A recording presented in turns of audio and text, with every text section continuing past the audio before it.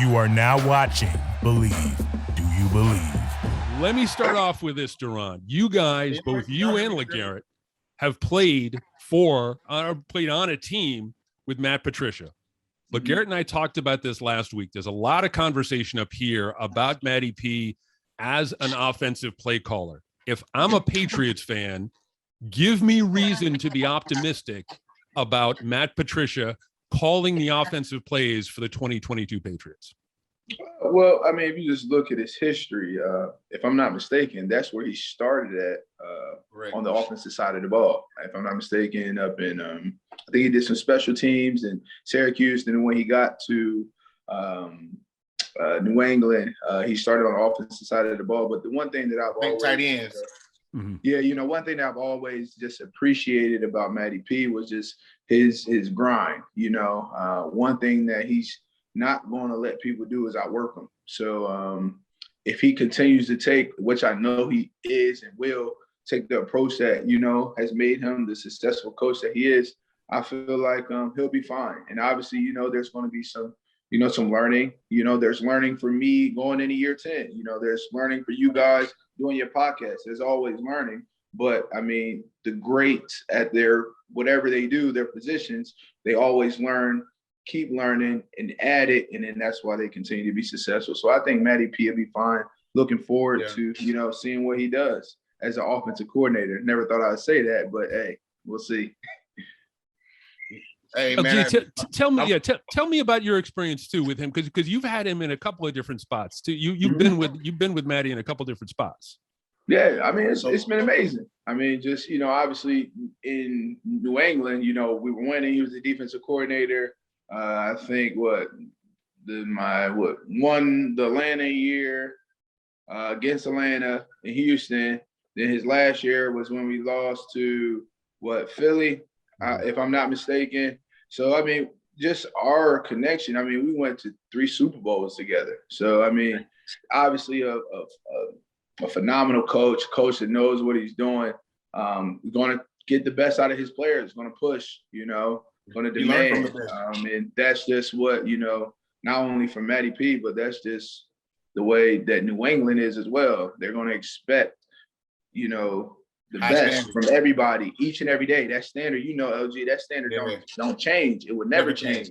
As long as Bill's there, the standard is going to be excellent each and every day. And the days that you don't meet up to that expectation, he going to let you know. And he's going to make sure that the next day, you're going to do it. So I just, my whole relationships and coaching situation with Matty P have been wonderful. I can't speak highly enough about him. Just a great coach, great person. Yeah. So my question is so obviously how good Matty P is, how good of a defensive coach Matty P is, right? We know he started on the offensive side of the ball as well. So my question is do you think they're gonna do it by committee? Do you think it's going to be him and Joe and Bill collectively? Or do you think it's going to be just Matty or just Joe? Well, I think it's going to probably be a committee, because I just, I think back to my time, when Flo was the defensive coordinator, what was that, when we beat the Rams, and, he didn't have the title, but, we know. Bill was helping. You know what I'm saying? Like it was a committee type of thing. And, I mean, you look at that offensive side of the ball from a coaching staff. You still got. You talk about Joe Judge, who was he was just a head coach. One of the best special teams coaches in the league during his time. He's had some time. Coaching receivers as well. So he's been groomed. For the possibility of maybe making a switch to offense. Then you look at, Matty P, also a head coach. When you're a head coach, you have your coordinators, but you have to be dialed in to know what they're doing. So you got to be hands on. You know what I'm saying? You're responsible for everybody. It's your team, And then, obviously Bill, the greatest coach that has ever coached football. Easily. You know what I'm saying? So I just think, when you have all those great minds, together. I think they'll figure out a plan. One thing that I know about Bill, I mean, just working with him for 7 years is, he always got a plan. He's never going into anything like blindsided or, not knowing how it's going to work. He works as hard as anybody that I've ever seen when it comes to, getting a football team ready each and every year. So, I mean, however they do it, I think it'll be a good mix of everybody, working together. And if they do that, just with those great football minds, I think they should have a season of success. Right. I want to ask both you guys this question. And we could start with LG this time and then go to Duron if you want. You talk about Bill Belichick and we know him a little bit in the media, from just talking to him kind of on and off the record a little bit and kind of, maybe shooting the breeze before or after press conferences, whatever the case may be. Tell me one thing about Bill Belichick as an ex-player, a guy who played for him, that would surprise people. Bill a jokester. You know what I'm saying? Bill a joke with you. He gonna talk shit. He gonna clown with you, and I'm telling y'all, Bill is not always as serious as he seems to you guys. Mm-hmm. I mean, I guess I'm a part of you guys now. But he don't seem like he's not as serious and stern. Well, I take that back. He is stern, but he's not as serious and straightforward and military like with us as he is with y'all. Because he can lay back, he can clown, he could joke, he could BS with us, he could talk crap, and we take it in full stride. Everybody, you know what I'm saying? Obviously, there's people that he does it with more so than others, and there's people that have a little bit more leeway to do it with him. But Bill a jokester, man. Bill, he plays. I mean, he's come into the locker room while we're playing trash ball a couple of times and shot the basketball in the trash. Yeah. Like things like that you guys don't realize and that you guys don't notice behind closed doors. Bill's he's not really a player's coach, but he can wear that hat. Mm-hmm. You know what I'm saying? He can wear that hat. He can put on that hat and be a player's coach and go into a meeting and play a play and be like, "What are you doing right here? You look like a high schooler or whatever." You know what I'm saying? Like he can wear that hat. So he's that's one thing I can say about Bill that a lot of people don't know. He's just one of those guys that, again, you ain't gonna get that side out of him unless he knows you personally. Right. Well, you had, and I want to kind of follow up on that a little bit with a kind of an addendum to the question for Duron. LG was telling a story last week about how when he came back, he was a little bit overweight, and they gave him number 60, and Bill said, "Okay, we're going to put you on the line for this game. We're going to make, until you make weight, you're going to be a lineman. We're going to give you the number 60." You know. Did you ever have a situation like that, Duron, where Bill kind of gave you the needle a little bit about something? Oh, without a doubt. This is perfect. So, what was it? It had to be, I can't remember. It was year 3. No, it had to be year 4. So it was the last year that me, sorry about that. It was the last year that me, Deb, and Logue played together. It's when we won the Atlanta Super Bowl. Like at the beginning of the year, Bill's talking cash, talk about, "Hey, are y'all gonna be ready to work today? Are y'all gonna be soft? Da da da da." He's like LG said. Yeah, I already know. The thing about Bill, like when you come to work each and every day and he can trust you and he respects you, like there'll be a time for that, when you could go back and forth. And because like you said, like LG said, man, he's a jokester. He got his days where he likes to joke. So right. I'll never forget, right before the third preseason game, he brings in, it had to be like a glass container of marshmallows. He sent them into the DB room for me, Deb, and Logue. It was like, "Are you guys going to be soft, or are y'all going to be ready to play this preseason game?" Because I think we were all coming back from injuries, if I'm not mistaken. Like I was coming back from an injury at the time. I think it was like my back. I think Logue was coming back from something. So he was like, "Soft, soft, soft." And I promise you, that preseason game, all 3 of us had an interception. We go in at halftime, and he's like, "Well, I guess you Rucker boys aren't soft anymore." So it's just one thing about Bill, bro. Hey, he loved Rutgers, bro. Yeah. Dev, you, Lug. I'm pretty sure a bunch of more. Who? That's what was the linebacker name? Big stocky buddy. Who? Steve Boharnis. Steve Boharnis. Steve Boharnis. Jonathan Freeney was there. Yep. We had Brandon Jones there. Remember the short linebacker, bro? Big swole. Yeah, you talking about Steve Boharnis. Yeah. Bill going to get everybody from Rutgers. Yeah. Go to Oregon, my guy. We got him. So that was I always remember that story because it was just a lighthearted moment, just between the player, coach, and just great respect from him, me, and just my Rutgers boys at the time. That was the last time we was all together. We had that Rutgers connection going on. Them boys out there. I got a question, dude. Uh-huh. All right. Super Bowl versus us, the Eagles. Big run. Broke to the right side. Oh, I know everything to talk about. Hey, bruh. Why you ain't let me get like 15 more? Hey. 100-yard game in the Super Bowl. That would have been thunder. I had 90. Hey, I remember that. I remember because it was a run that you bounced. Right around. Like I think the edge collapsed. Dev came down the field. Yeah, and then I bounced to the next hole. You got out, bro. Only thing in my mind, I was like, all right, man.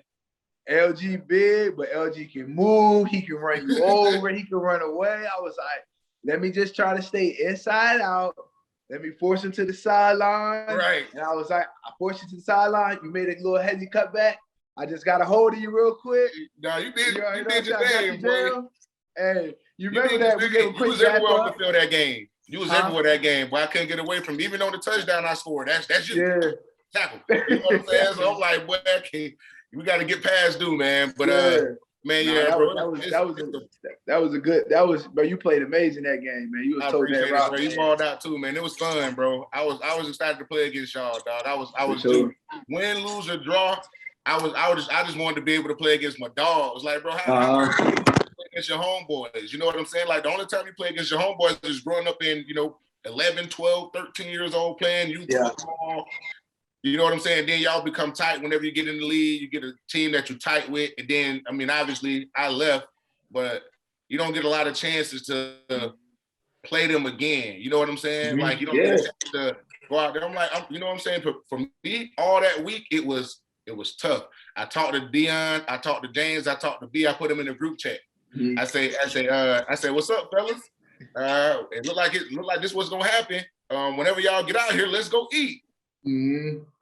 And then B. What was that B, Super Bowl? Response. James, no response. Dion, his response, straight enemy mode. Ain't no going to eat. That's the last time I talked to him all week. Hey, I tell you what. I know how I go over there. It looked like you was in enemy mode when you came out there toting that rock too. Man, I'm trying to get the dub. I know how it is to play against y'all. I ain't gonna come out slacking. Nah, y'all boys came out ready. I always remember that. What was that Super Bowl like for you guys? Because you go back and you look at the 6 Super Bowls the Patriots won over the years. There weren't a lot of revenge games. For a guy like LG, it must have been really interesting. So many close friends on the other side of the ball, obviously on the biggest stage possible. What's that process like? Are you guys, you mentioned the text chain over the course of the week. Was there a lot of conversation? Was it, like you said, was Dion straight enemy mode? What was that like for you guys? That was weird for me because every week, all week, I talk to them, every week, all week, to this day, I still talk to them, a lot, you know what I'm saying? So that was a little different for me, but I'm not going to lie. It did change my mindset because obviously these my guys, you know what I'm saying? So yeah, I want to go eat with y'all. I want to kick it, bro. We both in the Super Bowl. What better life can we live right now? You know what I'm saying? And but like I said at the same time, bro, I know how it is over there. Ain't no going to kick it with no homies. Ain't no going to kick it with no family, no friends, no none of that. It's put all that shit in the dresser, and we finna go do this. And then after that, right there, we could do all this. So I understood that, but it did put me in the mindset of, okay, I know I knew what they was coming for. that just gave me a little reassurance. All right, let me tighten up. Yeah. You know what I'm saying? Let me tighten up. We can't be homeboys right now. We can't be dogs right now. Like, so, you know, that was different for me. But I mean, again, at the end of the day, it was fun. Yeah, for sure. But like you said, LG, it was different because like we wasn't just like, but we just not teammates. You know what I'm saying? Right. Like our kids, you know, our kids the same age. You know what I'm saying? LB and Chris the same age. Yeah. Like they always been home dog and you know what I'm saying? And Bryce too. So they, you know what I'm saying? So the relationship, so it was different. But at the end of the day, when the stakes are that high and we competing, like you know what it is. That's what I'm saying. Competing against LG in the Super Bowl. One of my greatest, you know, one of my good friends from, you know, the Patriots, you know, just at the end of the day, bragging rights that he got on me, that he always have on me, you know. Yes. It's the best feeling, you know, like being at the top, you know what I'm saying, competing. Game went down to the end, you know, they played phenomenal that game, you know, they obviously earned the right to be, you know, Super Bowl champs, but you know, what y'all game plan was? Stop me. You know, I knew what y'all was. Replay it and back, I realized just how special it was. Like, you know what I'm saying? Because that's going to be a memory. We won the Super Bowl the year before. Then we played in the next year. He won. And then the next year after that, we got back. We won, right. You know what I'm saying? And won. So it's always going to be just memories, you know, that we're going to always hold on to, talk about, and, you know, have stories that we'll be able to eventually pass on to grandkids, you know, when we get older. Yeah, because, bro, that's dope, bro. Sitting out on the porch. Got a chance to grow up and watch that. You know what I'm saying? They got a chance to be a part of that. You know, as kids, it's not a lot of kids that get a chance to do that in life. You know what I'm saying? So, you know, they you know, obviously they grateful. You know, they obviously enjoy each other. They're going to always be boys, man. That game plan for us moving forward is, well, against y'all, our game plan was to be able to run the football. If we can't run the ball, obviously we leave the game in the Nick hands. I love Nick. I think Nick a great quarterback in pressure situations. I don't know how comfortable I was leaving the game in Nick hands against you guys or against Brady. You know what I'm saying? Because I know what y'all say. Y'all might let him throw 250 yards, 300 yards, 2 tubs, but them extra passes, eventually one of them gonna end up in y'all hands. And I know that, you know what I'm saying? And they knew that, you know what I'm saying? So we like, bro, try to keep it at a minimum, you know, run the ball as much as we can. And I know what y'all is, you know, stop the run the ball. I know that motto. That's never gonna change. So, and that's what y'all did though. Y'all ran that ball and we never could get comfortable. Throughout that whole game, we never got comfortable. And it was just like certain third downs in that game to where it was like, all right, we got to get a stop right here. You got to get off the field. 3rd and 5, 3rd and 6. And then y'all would get that thing. And the next thing we know, that thing get rolling. You know what I'm saying? So it was Doug and Frank were a good combination, bro, in Philly. They was a good combination. Without a doubt.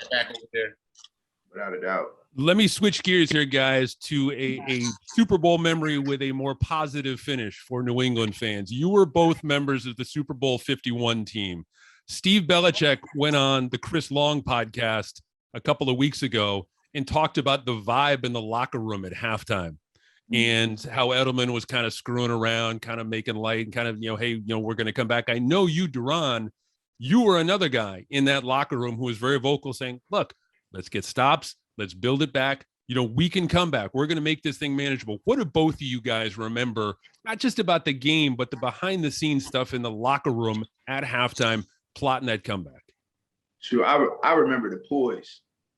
Nobody at any point in LG, correct me if I'm wrong, looked like nervous or like we couldn't do it. It was just like, all right, we got in a couple, you know, situations, you know, not trying to bring up any bad memories, but, you know, the fumble, LG, you know what I'm saying? Big six. Like, you know, it was just, you know, that second. It started bad for us. It got rocky for us, you know? But the thing is, we realized it wasn't that, like, they were doing anything, you know, that was, like, really killing us. We was, you know what I'm saying? We were moving the ball. We were moving the ball. Like, you know, we was making it tough for them on, you know, defense. You know, I think it was 0-0 at the first quarter. So it was just, you know, we just knew that, all right, like we got to settle in. We got to get it going. And, you know, everybody talk about, you know, what I said at halftime, but we still ain't really get going to the end of the third quarter. So, Right. You know what I'm saying? But then once we got going, it like all you needed was that one or two plays. You know what I'm saying? That one or two plays to get it rocking. You know, the fumble, the sack fumble, or the you know, the touchdown pass to Jules, or you know what I'm saying? Just one of those little things to get it going. And obviously people just know that in New England, bro, you got to play 60 minutes. Against New England, you're going to always have to play 60 minutes, whether you're up by 3 touchdowns. It doesn't matter. You just got to play 60 minutes against them. You can think that it's over all you want, because me personally, when I played against you guys, bro, I knew I was not comfortable until the clock said 0, 0, 0, 0. Yeah, right. I wasn't comfortable, bro. I wasn't. Like, I obviously I'm gonna be positive, but I wasn't comfortable, bro. When Brady threw that last pass to the end zone to Grunt, bro, I felt like that was a 50-50 pass, even though we had 5 people in the end zone and only Grunt and one other guy. I feel like he damn near probably could. He probably would have came down with that, bro. I was nervous all the way until the ball hit the ground. You know what I'm saying? So you got to play 60 minutes. You just got to play 60 minutes with New England, bro. No matter what the score is, they'll always have a chance. Someone's gonna always go their way because they stick to the regimen. They stick to what got them there, and they don't stray left, right, up, down. They stick to it because they trust the process. You know, Bill is built an impenetrable process, man. I don't think anybody can penetrate it or replicate it. What he's built, along with Ernie. Obviously, I mean, when did Ernie leave? Last year or the year before? I think, Last year. Last year? So, yeah. Obviously, things different when Ernie leaves. Bro, Ernie is a vital part of that team. A vital part. Obviously, he's silent. Yeah. But bro, he'll vital part in that success, bro. He the numbers guy. He got a photographic memory. You can show him some numbers and this, that, and the other, and he gonna recite that. He can recite it for you every day if you ask him to, without looking at it again. When did you guys know who that was? When did you guys know who Ernie was? It took me a while. It took me a minute too. Who is this guy? Walking around here all day with big glasses on, older gentleman. And then Steve Belichick told me, he was like, oh yeah, I think it had to be like probably the end of my first year. End of my first year. I'm like, who is, like, what he coached? He's like, he don't coach nothing, but he's the guy. Like, that's all. He was like, that's Bill's right-hand man. Like, they went to college together, like this, that, and that. I didn't even know him the first year I was there. I saw him in the building a lot every day.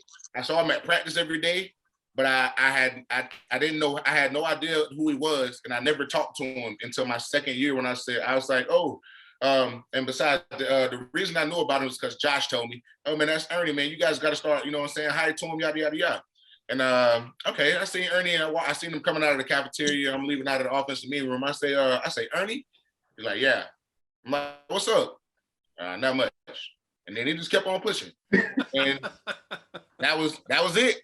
That was Ernie. You know what I'm saying? Every time, it had me crying, laughing. So every time I saw him moving forward, every time I seen him, I'm like, Ernie, what's up? He's like, hey. That's all he says. He just keep on pushing.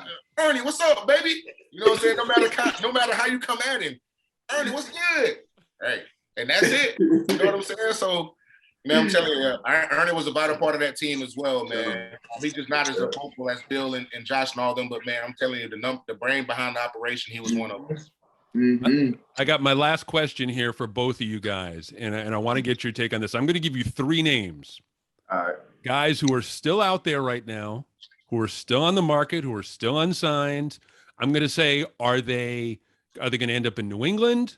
Are they going to end up somewhere else? Are they going to retire? First name for you, Dante Hightower. He's going to end up somewhere else. Yeah, I agree. He's not at the point where he wants to. I can't speak for Dante now, but I just don't. I think he still has good football left in him, and I think he still wants to play. So we'll see. Okay, LG, what'd you say? I think he'll be playing somewhere else. I think he has a lot of good football left. I mean, you're thinking about him. Obviously, he's in New England, but you're thinking about him in the likes of the middle linebackers. I mean, obviously, I'm not going to say he's Bobby Wagner or any of those guys, but you put him in the likes of those guys. Mm-hmm. High is a big back. He's a big backer, a thumper. He can cover pretty decent. Like High is a jack. He can run your defense. High is a really, really underrated middle linebacker in this league. What about putting him in Las Vegas with Patrick Graham and Josh McDaniels? Come on, Chris. Don't get me too excited now. Yeah, I mean, yeah. Too excited now. You mess around. You're talking about putting him over there and really helping make some noise out there. I'm just putting it out there. Don't get me excited. That's just a name I'm putting out there. Okay. Josh, ask Josh to get on this podcast. Hey Josh. Hey. All right. Next name I got for you, Trey Flowers. Where's he going to end up? I think Trey got a lot of football left too. I think Trey comes in New England up. I just think just the fit is there. Trey is one of the best teammates I've ever played with. Yeah. Dependable, like does his job, doesn't say much, Work but hard. just when Trey is out there on the field, I mean, there's not too many people that execute their job at a high level and consistent as well as Trey. And he's played tremendous football in New England and played good football in Detroit too before he got injured. So I just think if that possibility could come and that match could work in heaven, I think that'd be a good fit for both sides. How about you, LG? What do you think? Well, I liked him. I think he played his very, very best football in New England. I hope that Bill wouldn't be opposed to bringing him back. Again, he was a vital part of their success and a vital part of how good the defense played. I mean, again, these are the guys that keep guys like me from getting into the secondary where Dev at, you know what I'm saying? So, with him playing a vital role and even on the Super Bowl teams, even on the Detroit Lions for a little bit, going back to New England could benefit him and them in a really good way. All right, third name, and I think we know where he's going to end up if he's going to keep playing, but Rob Gronkowski. Oh yeah, he's only playing with one quarterback. You already know. He's made that very known. Yeah, he's been transparent about that. Yeah. Hey, and I don't blame him. I do not blame him one bit. Look, I love Derek Carr, and I think Derek Carr is going to have, I think he's in a position to do some good things. Yeah. But Tommy Boy is my guy. I love Tommy. And if I was Gronk, I would feel the same way. Yeah. I mean, bro, look at you, bro. You're one of the most successful tight ends in NFL history, bro. Right. Understand that. History. Yeah. 75 years of NFL football. You consider the best tight end ever. I feel like, me personally, I think you're the best tight end to ever play the game. That's me personally. That's not saying that Tony Gonzalez and Antonio Gates and Kellen Winslow and all these guys aren't the best at some of the best at their position. I just don't think that they're Gronk. Mm-hmm. Yeah. I think that he personally, again, I'm with Dude. I think the only quarterback he'll play with is 12, man, and rightfully so. Rightfully, and you're right though, LG. Like his, I think just his level of dominance from what was that about like 2011? Yeah, all the way to about 2017. Yeah, that was all him. It was just we haven't seen anything like that, and just based off the fact that not only was he a great pass catcher, great hands, run after the catch, but he was the best run blocker, tight end. And it wasn't even close. It wasn't close. You already know. Y'all was running right behind him sometimes. You know what I'm saying? Oh, yeah. Hell yeah. And he plowing, moving cats out the way. Like, so it's he's a total package. Yeah, level of dominance. He's a total package when it comes to. Like, he's you're right, man. He's right up there. He has an argument to be one of the and that's no knock against one of the best. That's no knock against Kelsey or Kittle or none of these new upcoming tight ends, Walker, none of that. Because I think they are changing the game. Right. But Gronk set the level. He set the bar so high that he's fast, he's strong, he's physical. Like, he uses his size to his advantage, and a lot of tight ends don't do a lot of those things. If you're a tight end that's fast and can catch, you're probably not going to be the best blocker. If you're a tight end that could halfway block decent, you're probably not going to be the best catcher. You know what I'm saying? Right. So you just got to understand that. You know, you just got to understand what Grunt brings to the table versus other tight ends. Yeah, I agree. Duron, last question. I want to get a sense from you what you're doing these days away from the field. I know that you're working on a cause that's very near and dear to your heart, and I think maybe your sweatshirt kind of tells the story as to what you're up to these days. Tell us a little bit about what's going on. Spread that awareness about autism, my guy. African American community, all that, man. Let us know. Talk to us about that. I appreciate that. Yeah. So right now, we're in the process of planning another karaoke event. On my last year in New England, we had a karaoke event, and we partnered with Autism Speaks, and raised over $100,000. Obviously, we've been, trying to, create new partnerships. We're working with the National Autism Group now, trying to figure out how we can incorporate them and incorporate some services to help, these Black and brown children in these, these poverty type areas who are being diagnosed with autism, 3, 4, and in some cases even 5 years later, than other kids. So we're trying to do everything we can to just put the kids on a level playing field. So we're going to have, like I said, a karaoke event in Las Vegas. We're finalizing the date right now, but it's looking to be sometimes toward either early November or late October, where the season, hopefully we got some excitement going on. People want to be around the Raiders just so that we can raise, money. Because LG, this cause is very important to me because my nephew, Nick, he'll be 13. It's crazy to say this now, but he'll be 13 in July next month. And just seeing his growth, from where he started to where he was first diagnosed at the age of 3. My sister she was unbelievable. She never took no for an answer. If she didn't think that what they were saying was right, she went to another source. She went to another specialist. Right. And, just that doesn't always happen.